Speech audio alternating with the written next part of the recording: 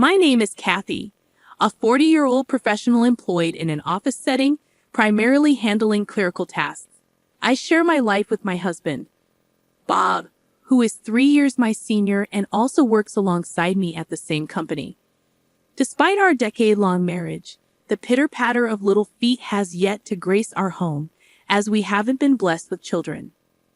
From the onset of our union at the age of 30, there was an unmistakable urgency within me to embark on the journey of parenthood. Both Bob and I harbored a deep desire to expand our family. While the ticking of the biological clock is less pressing for men like Bob, I couldn't shake the feeling that my window of opportunity was closing by the time I reached 35.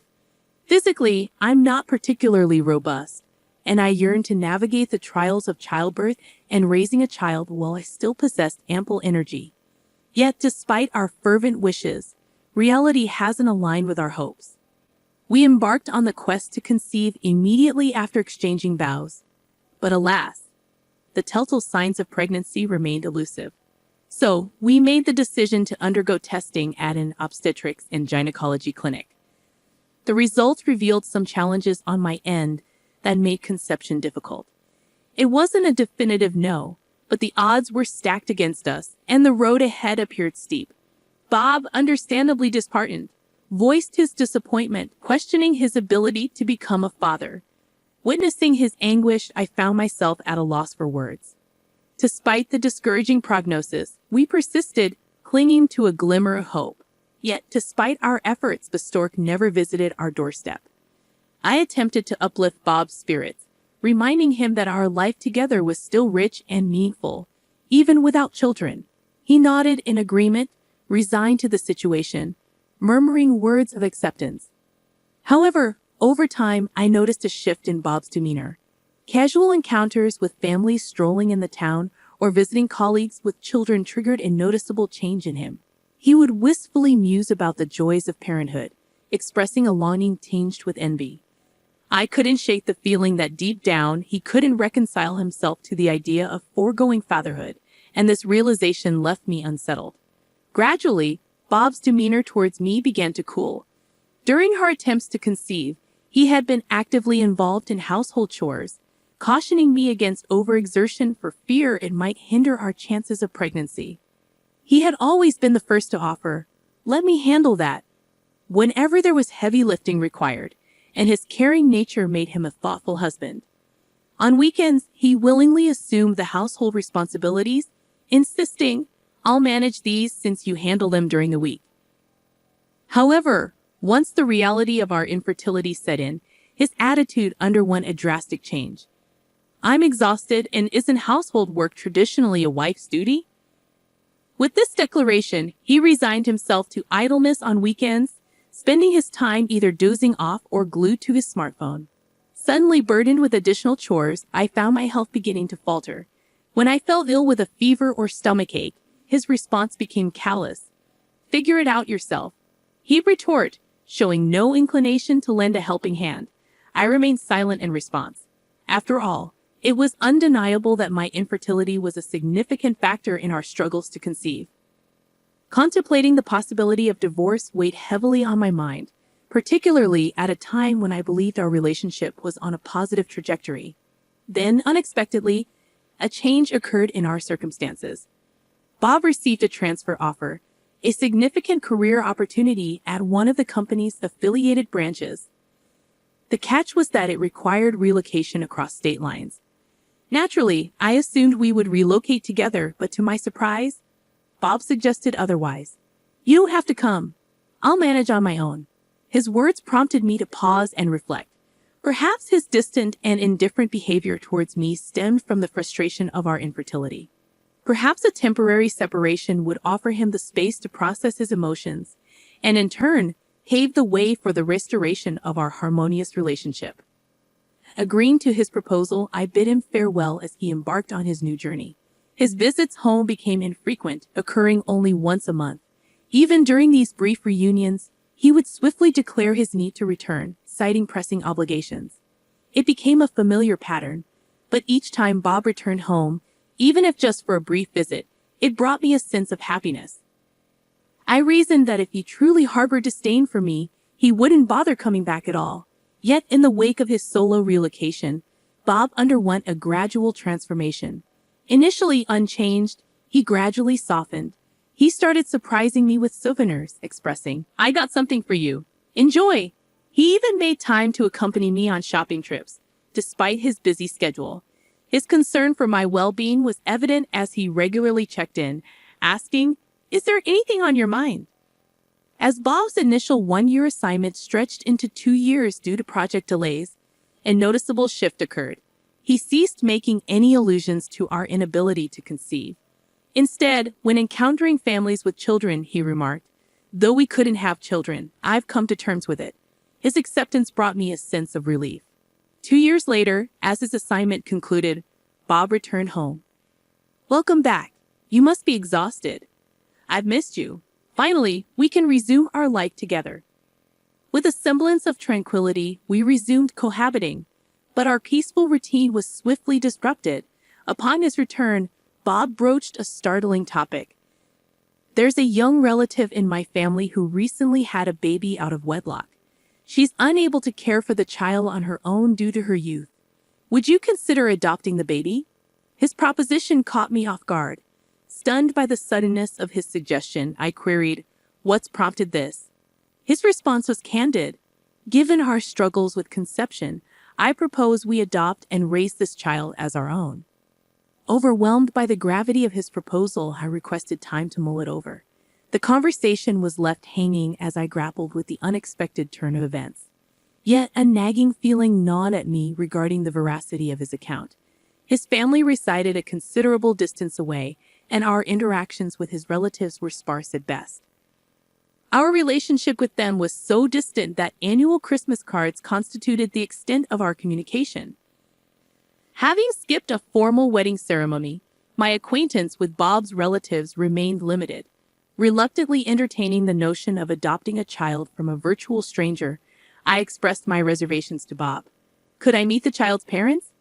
I'd like to understand who they are," I ventured. His response was unexpectedly firm.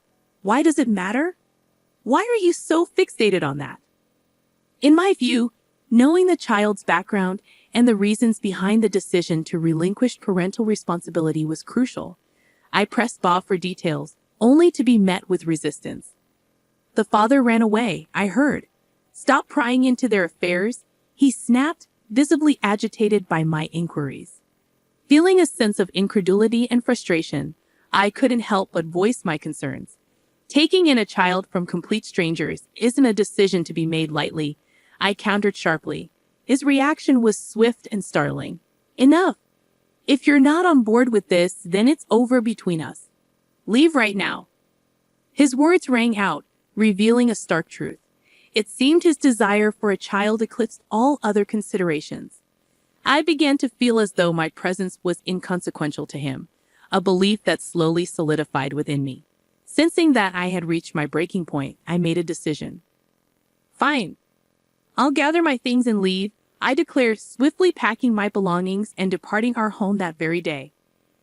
With no immediate destination in mind, I sought refuge in a motel close to the train station. The divorce proceedings with my husband proceeded smoothly, facilitated by legal intervention to sidestep any potential conflicts over alimony, property division, and related matters. Deciding it was best to distance myself from the workplace where my ex-husband and I had once toiled side by side, I tendered my resignation and secured a position at a small law firm, leveraging my computer proficiency and administrative assistant certifications. Adjusting to my new professional environment took some time, but I managed to find my footing, navigating each day with a semblance of tranquility. Accustomed to the solitude of my separate existence for 2 years, I had grown accustomed to returning to an empty abode. Then, one fateful day, approximately a year into my newfound independence, my ex-husband unexpectedly appeared at my workplace, cradling a small child in his arms. His surprise at encountering me was palpable as he exclaimed, "What are you doing here?" "Why wouldn't I be here? I work here. It's rather evident, isn't it?" I replied, puzzled by his reaction. His complexion drained of color at my response. Intrigued by the child he cradled, I guided him to my supervising attorney's office.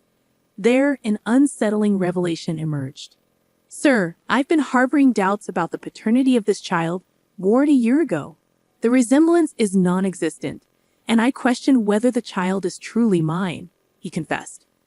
The supervising attorney, adopting a pragmatic stance, inquired, if the child isn't yours, what course of action do you intend to pursue? Divorce, naturally, he affirmed. Legally, disputing paternity must occur within a year of the child's birth. Even if a DNA test confirms your suspicions, you may still be liable for child support, the attorney clarified. What? Surely you jest, he retorted incredulously. I assure you I'm not. There are legal precedents set by the Supreme Court, the attorney maintained. As I recorded their exchange as a clerk, the pieces of the puzzle began to fall into place. It became apparent that he had engaged in infidelity during our marriage, resulting in the birth of a child. Considering the timeline of events, the child was conceived around a year after he had embarked on a business trip. As the pieces of the puzzle began to fall into place, I couldn't shake the realization that his recent kindness might have stemmed from a sense of guilt. It appeared that his current wife was a former colleague of mine, and each time he interacted with her, his gaze would inadvertently shift towards me, his expression betraying a hint of pallor. Given the circumstances, it was only natural. After all, his ex-wife, the woman he had attempted to leave with the child born of his affair just a year prior, was right there before him. In the end, he reluctantly conceded, "Very well, I'll undergo a DNA test and then reassess the situation." With those words, he departed, his demeanor subdued. Later that day, I confided in my lawyer, Mr. Williams, regarding my divorce from the previous year, which coincided with my ex-husband's unexpected return. Surprised by the revelation, Mr. Williams offered invaluable insight. You're aware that you can seek alimony for infidelity within 2 years of its discovery. What are your intentions? He inquired. Without hesitation, I affirmed, certainly, I intend to pursue it, from both him and his mistress. Then let's initiate the necessary procedures without delay. Thank you for your trust, Mr. Williams concluded, setting the wheels in motion for what lay ahead. Ultimately, through the legal expertise of my lawyer, Mr. Williams, I successfully pursued alimony from both my ex-husband and his current wife, who had been his mistress during our marriage. To prevent any attempts at evasion, I ensured the alimony claim was delivered not only to their residences, but also to their workplaces and his in-laws' residence. Shortly thereafter, I received a call from my ex-husband. What's the meaning of this claim? He demanded. It's an alimony claim for your infidelity. We're already divorced, but that doesn't exempt you from your obligations. I replied firmly. That's absurd. There's no way I'm paying alimony, he retorted. Actually, you can claim alimony for infidelity within 2 years of its discovery. Considering our divorce was just a year ago, your infidelity falls well within that time frame, I explained calmly. Suddenly, a woman's unfamiliar voice interjected, instructing him to alter his tone, and she took over the call. What's the meaning of this claim? She demanded sharply. Caught off guard by her abrupt intervention, I inquired, May I ask who I'm speaking with? I'm his wife, she declared. In the face of her unexpected demand, I remained steadfast. You're both legally liable for this claim. It's not negotiable. It's only fair to seek alimony when I've been wronged, I asserted. Listen, he told me he was single. I had no idea he was married when we started seeing each other, she defended. I'm not interested in your excuses. Regardless of whether he lied about his marital status, the fact remains that you had an affair with my husband. I'm entitled to compensation, and our child will require financial support as they grow, I responded firmly. But we can't afford to pay such a hefty sum of $40,000, she protested. That's not my concern. You both have jobs, and he holds a respectable position. I don't believe finances should be an issue, I retorted. You should know that because of that claim, he was demoted and received a pay cut. I was also downgraded from a full-time employee to a part-time one, resulting in a decrease in my income, she countered. We simply can't afford such a hefty amount, she exclaimed in a state of panic. In that case, perhaps you should ask your parents to cover it. I will relent, I insisted firmly. I refuse to pay a single cent, she shouted, and her husband returned to the phone. My wife pleaded, we're going to face severe financial difficulties. Could you please reconsider dropping the claim? No, I won't drop it under any circumstances. On another note, I have something to share, I interjected. What is it? He inquired. Do you recall the fertility test we underwent a few years back? I prompted. Yes, I do, although it turned out that I had an issue. Wait, are you saying I had a problem too? He exclaimed in disbelief. Yes, that's correct. Both of us were diagnosed with issues, but I chose not to disclose it at the time because I didn't want to upset you. I still have the test results. Would you like me to send them to you? I offered. It's a lie. It's all lies, he muttered, likely overwhelmed by the revelation. The shock seemed to have left him unable to process anything else. To be honest, when we had our fertility tests, the doctor did identify a significant issue on my end. However, it wasn't just me facing challenges. Bob had his own issues too. The doctor made it clear to me both of you are facing difficulties, so conceiving may prove to be a challenge. Kathy, this isn't solely your problem. Upon learning about my issue, Bob was so stunned that he abruptly left the doctor's office before hearing the full explanation. Initially, I intended to keep this revelation to myself, but I realized there was no reason to continue hiding it, so I disclosed the truth to him. Just now, he muttered, clearly struggling to process the information. Sensing his agitation, I decided to end the conversation. Let's leave it at that. I have things to attend to, I said before ending the call. Subsequently, I managed to secure a total of $20,000 from each of them for emotional distress, totaling $40,000. While she was reluctant to pay, it seems Bob assumed the entire financial burden. Later, it came to light that Bob had arranged for a DNA test for the child. As feared, the results confirmed that the child was not his. It seems that Bob is contemplating divorcing his wife, but the prospect of paying child support and emotional distress compensation to her has left him financially constrained. Consequently, he feels compelled to maintain his reluctant marriage with his current wife, who was his former affair partner. His recent demotion further restricts his financial flexibility. Surprisingly, the reason he wanted me to raise his child with his affair partner is because she is known to be quite strong-willed. He confided in me during his visit to pay the emotional distress compensation, admitting that if he gained custody of the child, he intended to fabricate a reason to end his relationship with her. Lately, tensions have escalated between him and his wife, resulting in a strained atmosphere at home. Moreover, their reputation at work has suffered due to their past infidelity, making his professional life challenging. Meanwhile, I have settled comfortably into my single life, finding contentment in my routine.